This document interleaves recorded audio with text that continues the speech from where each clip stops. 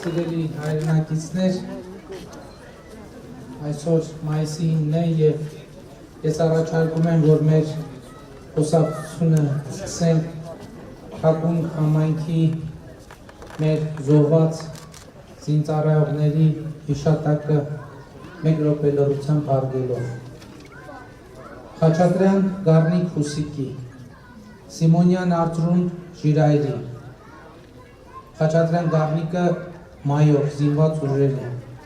Սիմոնյան Արծրուն Ժիրայրի պայմանագրային սերժանտ, Ջանիբեկյան Արտաշեց Կորյունի պայմանագրային շարքային, Խաչատրյան Արա Էդգարի ժամկետային շարքային, Ավետիսյան Սուրիկ Իշխանի ժամկետային շարքային, Պետրոսյան Էդվարդ Մանվելի պայմանագրային շարքային, Հովանեսյան Նարեկ Կամսարի ժամկետային շարքային, Հավերժ Փարք 1 րոպե լռությամբ հարգենք նրանց հիշատակը։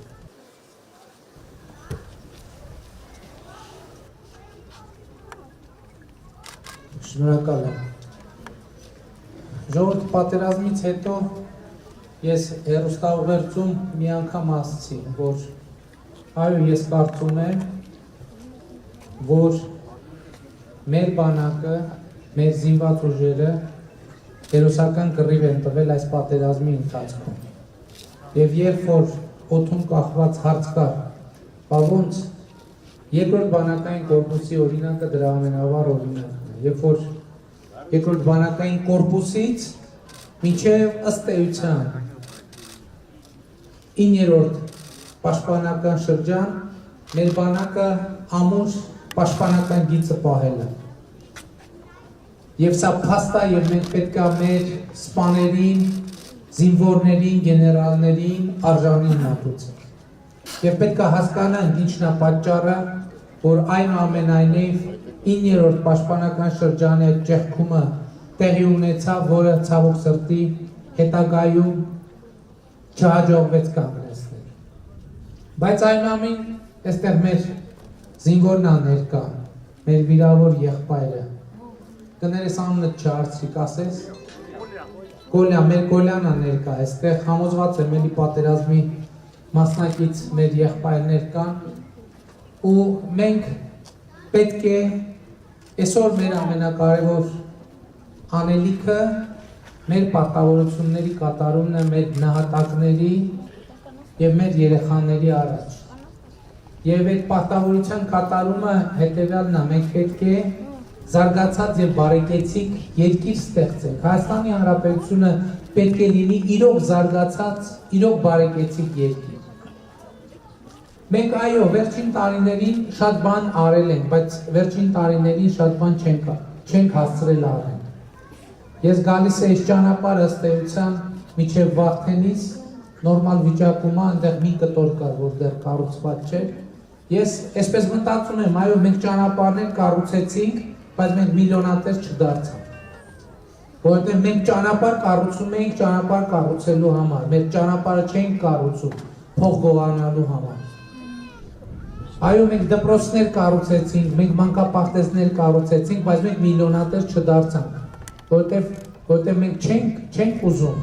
մեր նպատակը ժողովրդին ծառայելն էր։ Այո, մենք այս աղետի առաջ կանգնեցինք, որովհետև չկարողացանք կանգնեցնել մի գործընթաց, որը մեզ ի վերջո զարգացել էր, հասել էր կուլմինացիային, որը մեր երկրին ու ժողովրդին անարժանապատիվ լուծում պիտի պարտադրեր Ղարաբաղի հարցին։ Մենք կանգնեցինք ժողովուրդ, մենք մինչև վերջ կանգնեցինք։ Այո, մենք հուսահատ կռիվ ենք տվել։ Հուսահատ կռիվ ենք տվել։ Այնպես ինչպես մեր նախնիները հուսահատ կռիվ են տվել Ավարայում, այնպես ինչպես մեր նախնիները հուսահատ կռիվ են տվել Սարդարապատում։ Եվ մենք, ես կարծում եմ, որ այո, երկրորդ բանակային կորպուսի մասին խոսում եմ, բայց բանակը առանց թիկունքի չի կարող պայքարել։ Եվ ես ուզում եմ տուրք մատուցել ձեզ բոլորիդ, որովհետև այդ հերոսական կորպուսի թիկունքը դուք եք պահել։ Դուք հավասարապես եւ հերոսաբար կանգնել եք մեր հայրենիքի պաշտպանության դիրքերում։ Բայց էլի պատերազմից հետո անընդհատ այդ խոսակցությունն է զարգանում։ Չգիտեմ որտեղից էլ ծագեց, որտեղից ծագեց, ով առաջ բերեց այդ խոսակցությունը, թուրքը մեր թշնամին է, թե թուրքը մեր թշնամին չի։ Հարցը այն չի, թուրքը մեր թշնամին է, թե իհարկե մեր թշնամին է։ Այստեղ ով կա, որ որևէ նոր բան կարող է ասել։ Դա ասելով չի, դա պատմական փաստ եւ իրողություն է։ Բայց հարցը հետեւյալն է, մենք պետք է այո հանուն մեր նահատակների եւ հանուն մեր երեխաների պետք է այդ թշնամությունը կառավարել։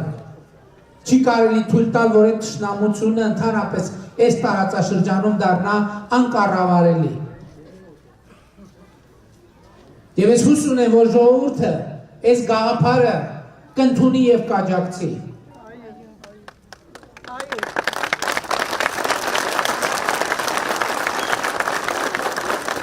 Բայց մենք նաև հասկանում ենք, որ մեր միջավայրն էլ այդպես պիտի գնահատի, այդպես պիտի ընկալի իրավիճակը։ Պարուս Սևակը շատ լավ բառեր ունի, ասում է քիչ ենք, բայց հայ ենք բանաստեղծության մեջ, ասում է ընկել ենք, սակայն երբեք չենք ծնկել։ Այո, այս պատերազմում մենք ընկել ենք, բայց այս պատերազմում մենք չենք ծնկել։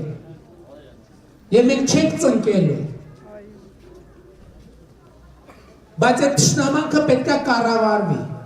Ի վերջո այս երեխաների ապագայի առաջ մենք պատասխանատու ենք։ Մենք վերջին 30 տարում շատ բան ենք արել, շատ բան ճիշտ ենք արել, շատ բան սխալ ենք արել, բայց այս երեխեքի առաջ մեր պատասխանատվությունը բավարար չափով չենք կրել։ Մենք պիտի այո, մեր զինված ուժերը պետք է բարեփոխվի եւ մեր բանակը պետք է լինի շատ ավելի հզոր, քան եղել է պատերազմից առաջ։ Բայց նաեւ մենք պետք է երեխաների համար մանկապարտեզներ կառուցենք, դպրոցներ կառուցենք, մարզադաշտեր կառուցենք։ Մենք պետք է առաջին հերթին մեր սերունդի առողջության մասին մտածենք։ Եվ ֆիզիկական առողջության, եւ հոգեբանական առողջության։ Իսկ առաջին հերթին մենք պետք է թույլ չտանք, որ մեր երեխաների հպարտությունը թեկուզ այս պատերազմի արդյունքում որևէ ձևով խաթարվի։ Ու մենք պետք է ասենք հետևյալը, հայ ժողովուրդը կանգուն է, Արցախը կանգուն է, Հայաստանը կանգուն է, Հայաստանի ապագան կանգուն է։ Եվ այդ ապագան մենք իրար հետ պետք է ստեղծենք հանուն այս երեխաների։ Իսկ ապագան ստեղծվում է այսօր։ Մենք լայնապաշտապ մանկապարտեզաշինության ծրագրեր ենք իրականացնում ու պիտի իրականացնենք։ Իմ ամենամեծ երջանկությունն այն է, որ մենք ի վերջո գտանք ձևը, թե ինչպես արդարացի ձևով ուսուցիչների աշխատավարձները շարունակաբար բարձրացնենք։ Բայց դա մենք ուսուցիչների համար չենք միայն անում, դա մենք երեխաների համար ենք անում, որ մենք համոզված լինենք, որ դասարան մտնող ուսուցիչը մեր երեխային տալու է լավագույն, ինքը իր մասնագիտական հմտությունները անընդհատ բարձրացնելու է։ Հաջորդ խնդիրը, որի մասին այդքան շատ եւ հաճախ խոսվում է, Հայաստանում արդարություն եւ արդար դատական համակարգ հաստատելու մասին։ Այո, մենք արդարություն հաստատել ենք, ժողովուրդ, Հայաստանի Հանրապետությունում։ Արդարություն հաստատել ենք այսքանով, որ այսօր Հայաստանի Հանրապետության քաղաքացին գիտի, որ ինքը որոշիչ ուժ է։ Դուք գիտեք, որ դուք որոշող եք, եւ դա ամենամեծ արդարությունն է։ Եվ դուք որոշելու եք։ Եվ դուք հունիսի 20-ին այո դատ եք անելու։ Դուք դատելու եք մեզ բոլորիս։ Եվ համոզված եմ, որ արդարացի հայ ժողովուրդը արժանի եւ արդար դատավճիռ կկայացնի։ Բայց արդարության մասին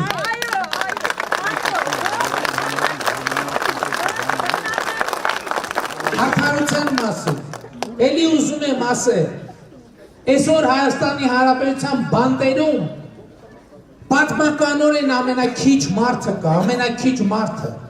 Հայաստանի բանտերում երբեք ավելի քիչ մարդ չի եղել մեր երկրի պատմության ողջ ընթացքում։ Դա ինչ է նշանակում, դա նշանակում է հազարավոր հայրեր այսօր իրանց երեխաների կողքին են, դա ամենամեծ արդարությունն է։ Դա նշանակում է, որ այսօր Հայաստանի բանտում ոչ մի արդար մարդ չկա։ Բանտում ոչ մի արդար մարդ չկա, այսինքն բանտում միայն այն մարդիկ են, ովքեր օրենքով արդարորեն պիտի այդտեղ գտնվեն, բայց մենք այդ մարդկանց էլ վերաբերվում ենք որպես մեր եղբայրների։ Երրորդ հանրապետության պատմության մեջ առաջին անգամ կալանավորը պետության տված հացը ուտում է, որովհետև պետությունը հաց է տալիս կալանավորին։ Որտեղ այսպիսին է քրիստոնյա ժողովուրդը եւ քրիստոնյա պետությունը եւ քրիստոնյա իշխանությունը։ Աստվածաշնչում այսպիսի մի խոսք կա, ասում է բանտում հիվանդ էի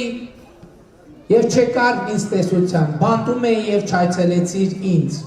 Այսօր բանտում գտնվող ամեն մարդ տեսնում է, անկախ նրանից իր կատարած արարքի, որ պետությունը ամեն օր այցելում է իրան։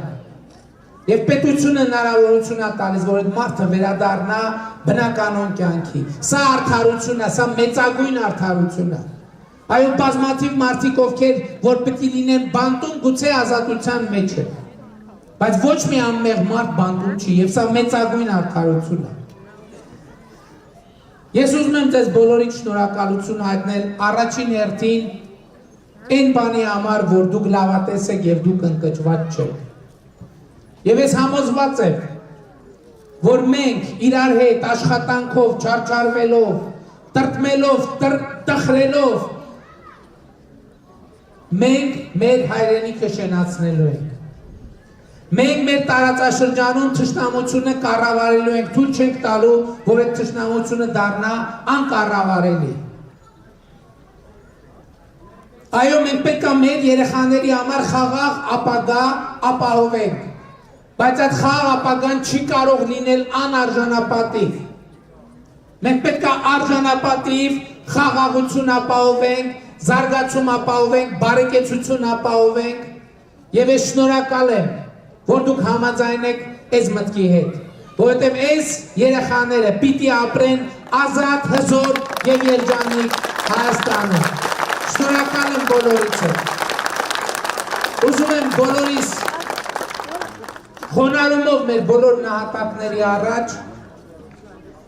շնորհավորել բոլորիս երաթոնի առիթով։ Այս տարի մենք տրտմած ենք, տխուր ենք, այլ կերպ ենք մտածում, բայց սա առիթ է, սա շատ լավ առիթ է, որ մենք մեր մասին մտածենք, մենք մեզ ավելի լավ ճանաչենք։ Մենք ինքնահայեցման մի շրջան անցնենք, որից դուրս ենք գալու ուժեղացած, անպայման ուժեղացած, հանուն մեր նահատակների, հանուն մեր զինվորների,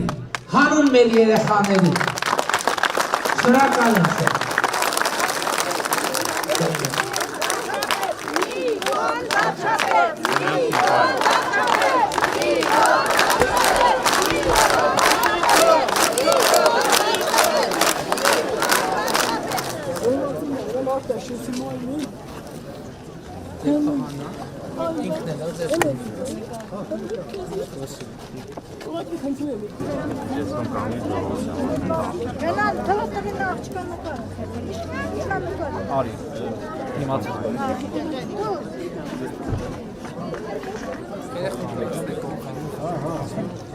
Ինչ մարզաձև, այս ինչ լավ հաջողություններն է, ինչ մարզաձև է, զաստ, բասկետբոլ, այս ինչ առաջնություն է, հայրենական մեծ պատերազմի հաղթանակի նվիրված, վասկ մարզաձևի բաց մրցույթ, մասնակցելու է քանի մետր։ Կարող եմ ասել, պարոն վարչապետ, միջոցառումը նվիրված է հայրենական մեծ պատերազմին, եռնատոնի կապակցությամբ, վազքի մրցում էին կազմակերպել, բայց ընդհանրապես քիքբոքս մարզաձևն են ներկայացնում, բայց տարբեր մրցաշարեր համայնքում կազմակերպում են։ Ես շատ համայնքի մեր մարզի քիքբոքսինգի պատասխանատուն եմ։ Շատ կարևոր է, որ զբաղվեն սպորտով։ Մեր երեխեքը շատ լավ են։ Շատ ապրենք։ Ձեզանից շնորհակալ ենք, պարոն վարչապետ։